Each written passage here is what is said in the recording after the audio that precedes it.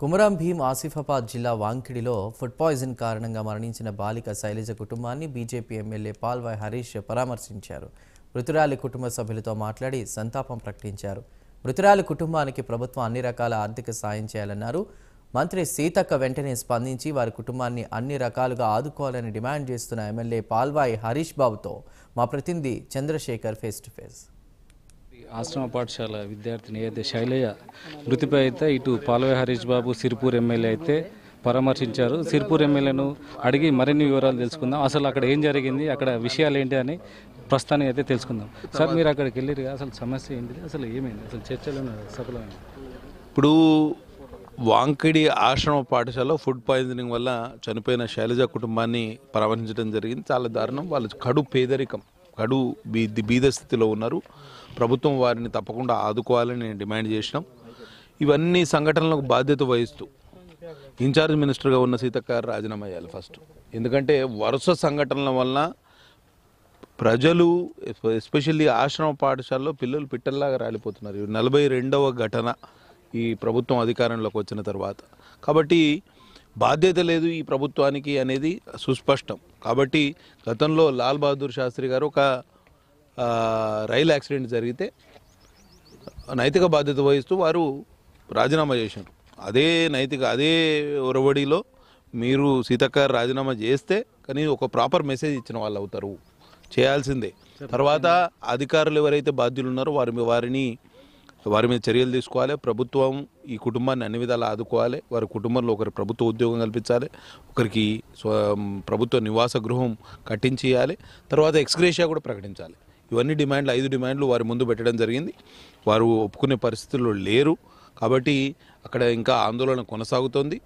మాకు ఇంకొక కార్యక్రమం ఉండడం వలన వెళ్తున్నాం. తప్పకుండా వారికి సంఘీభావం అసెంబ్లీలో కూడా ఈ సమస్యను పూర్తి స్థాయిలో లేవనెత్తాం.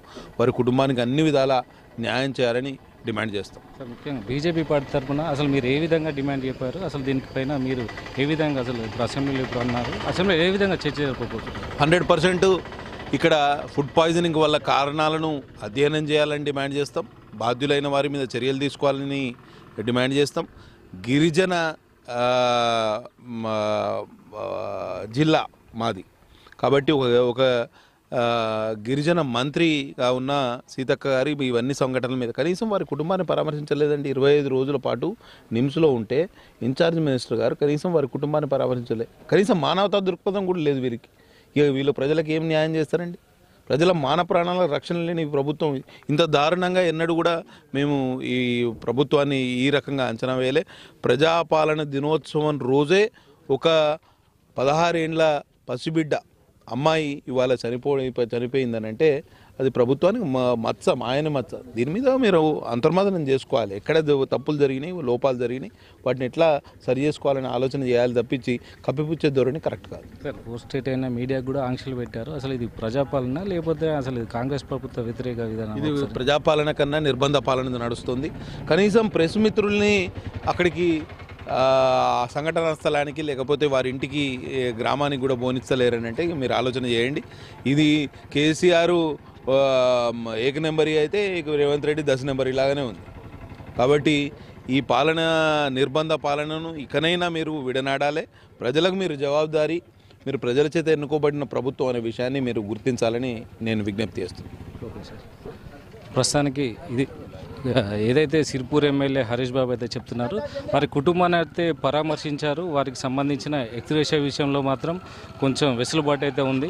దానిపై అయితే చర్చలు జరుగుతున్నాయి. ఇంకా చర్చలు అయితే సఫలం కాలేదని అయితే చెప్తున్నారు. ఏది ఏమైనా కూడా ఇటు కాంగ్రెస్ ప్రభుత్వం దీన్ని నైతికంగానే చూస్తుంది. ఇప్పటికైనా ఏదైతే వారి కుటుంబానికి భరోసా కల్పించాలని అయితే ఇటు ఇన్ఛార్జి మంత్రి ఉన్న సీతక్క కూడా దీంట్లో ప్రత్యక్ష చొరవ చూపించి ఇన్ఛార్జి మంత్రి సీతక్క వెంటనే దీన్ని సమస్యకు పరిష్కారం చేయాలని ఇటు బీజేపీ ఎమ్మెల్యే హరీష్ బాబు అయితే అంటున్నారు. ఇది ప్రస్తుతానికి ఇక్కడ తాజా పరిస్థితి. కెమెరా పర్సన్ రాముతో చంద్రశేఖర్, కుమరం భీం, ఆసిఫాబాద్ జిల్లా.